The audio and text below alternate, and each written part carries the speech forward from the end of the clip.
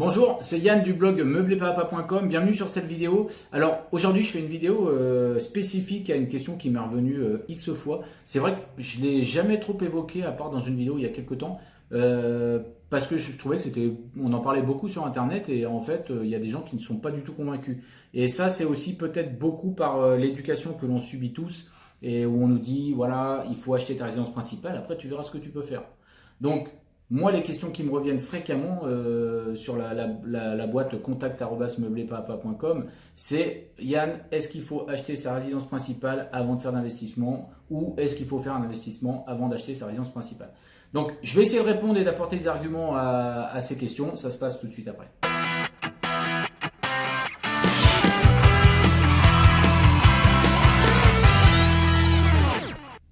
Je vais rentrer tout de suite dans le vif du sujet. Moi, je vais évoquer deux points. Le premier point, c'est qu'il est très intéressant d'acheter un investissement locatif avant sa résidence principale. Alors, je dis un, ça peut être deux, ça peut être trois, ça peut être 10, ça peut être 20. En tout cas, il est intéressant d'investir bien avant d'acheter sa résidence principale. Si vous ne l'avez pas encore fait, je vous invite très sérieusement à y réfléchir et ce pour de multiples raisons.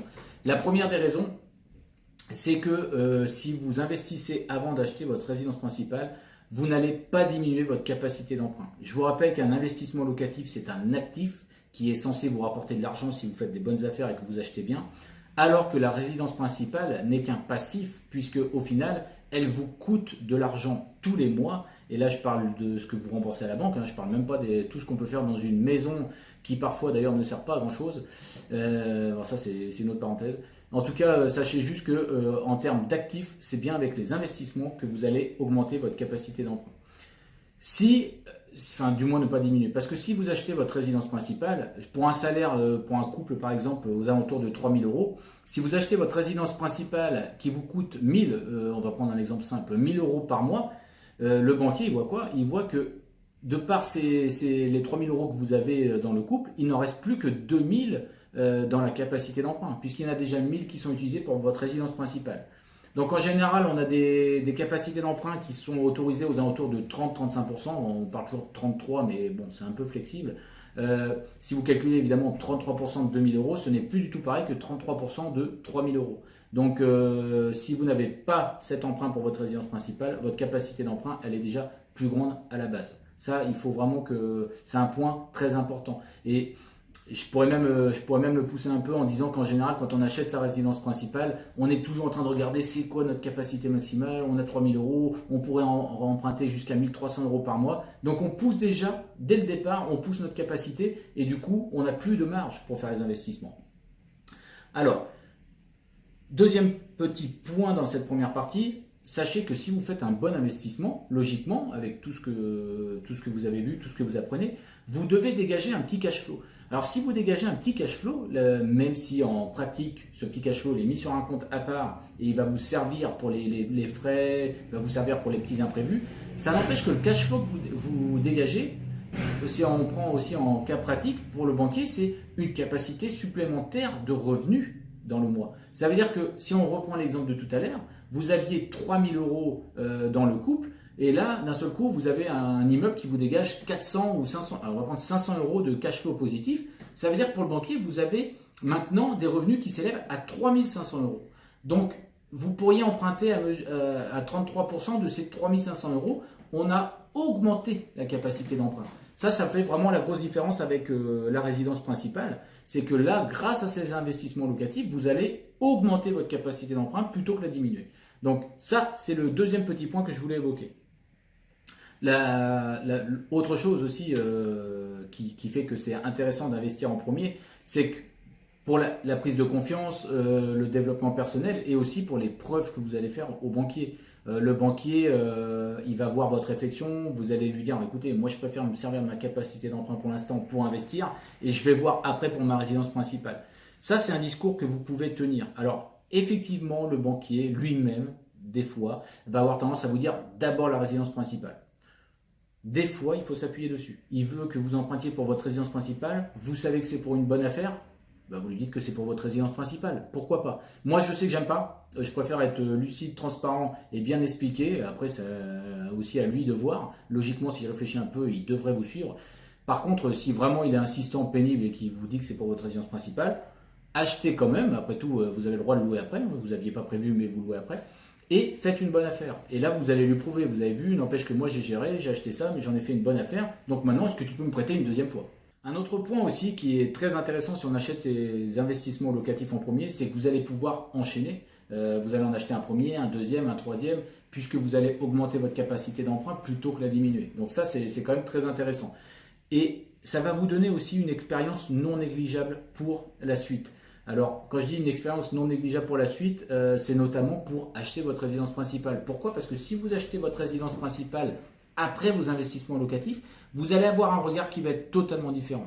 Alors, quand je dis un regard totalement différent, ça veut dire quoi? Ça veut dire que vous allez déjà anticiper comment votre résidence principale pourrait devenir un actif plus tard et donc un semi-investissement. Vous allez négocier différemment. Vous allez acheter en pensant peut-être à la revente. Vous allez vous dire, voilà, moi je veux bien avoir ma résidence principale, mais je veux que si je déménage dans 5, 6 ans, 7 ans, je veux absolument pouvoir la revendre au moins au même prix. Donc vous allez savoir apporter de la valeur à votre résidence principale et vous allez savoir aussi faire en sorte de l'acheter à un bon prix pour la revendre correctement. Et ça, ce sont des armes qui vont s'ancrer en vous quand vous allez faire vos investissements que vous n'aurez pas si vous achetez votre résidence principale en premier. Ça, c'est un peu théorique, mais je vous assure que vraiment, c'est vraiment ça qui se construit pourtant, et vous allez voir différemment. Moi, à l'heure actuelle, je vais vous donner mon exemple, on est un petit peu en recherche d'une résidence principale, mais sans l'être vraiment. Mais nous, c'est clair, on le voit vraiment, on ne veut pas que ce soit un passif qui soit pénible. C'est-à-dire que l'idée, c'est vraiment d'acheter quelque chose pour lequel on apportera de la valeur, quitte à augmenter les pièces, quitte à évidemment faire des travaux à l'intérieur, à réaménager. Mais si la maison, elle revient à 130 000 euros, il faut que dans 5, 6 ans, 7 ans, si on s'en va, il faut au moins qu'elle soit revendue ce même prix. Alors, on n'est jamais sûr, mais si on y réfléchit de cette manière, on a de grandes chances de pouvoir apporter les éléments en ce sens. Deuxième partie, parce que là, ceux qui ont entendu la première partie, qui ont une résidence principale, ils ont dû se dire « Ouais, c'est bon, c'est plus pour moi, je ne peux plus investir. » Non, non, non, non. C'est pas ce que j'ai dit. Moi, je parlais vraiment, si on a le choix, je vous invite vraiment, vraiment à réfléchir. Et une nouvelle fois, à pas écouter ce qu'on vous dit autour de vous. Pense d'abord à ta petite maison. Non, non, non, non. D'abord, les investissements locatifs. Mais, il y en a parmi vous très certainement, et moi j'en connais plein, qui ont une résidence principale, qui ne payent pas de loyer, et qui ont donc déjà son propriétaire, et c'est très bien, et qui souhaitent investir après. Alors rassurez-vous, c'est tout à fait possible. Vous allez faire peut-être un peu plus de démarches parce que vous avez un taux d'endettement qui est assez élevé. Donc pour trouver un banquier, pour trouver une source de financement, ça va peut-être être un peu compliqué, et encore. Mais c'est tout à fait possible. Si vous êtes dans ce cas, moi ce que je vous invite à faire, c'est alors encore plus, enfin c'est un peu pareil, mais encore plus, on va dire, je vous invite vraiment à monter un dossier en béton. C'est-à-dire que vous arrivez à la banque, vous allez dire, écoutez, moi j'ai tout pris en compte, je paye tant ma banque, je paye tant mon emprunt pour ma résidence principale, je paye tant chaque mois, là j'estime que je suis en présence d'une bonne affaire, j'ai fait tous mes calculs, regardez, là où ça va me coûter tant, je sais qu'il y a tant qui vont rentrer, donc je vous apporte tous les éléments, je suis sûr de moi, j'ai fait les tests sur internet, j'ai vu avec les agences, j'ai négligé aucun point, j'ai regardé, j'ai tant de travaux, j'en ai pas plus, j'ai même surestimé mes travaux, j'ai même sous-estimé ce que les locataires allaient me donner. Donc je vous apporte un dossier en béton, est-ce que vous pouvez me financer?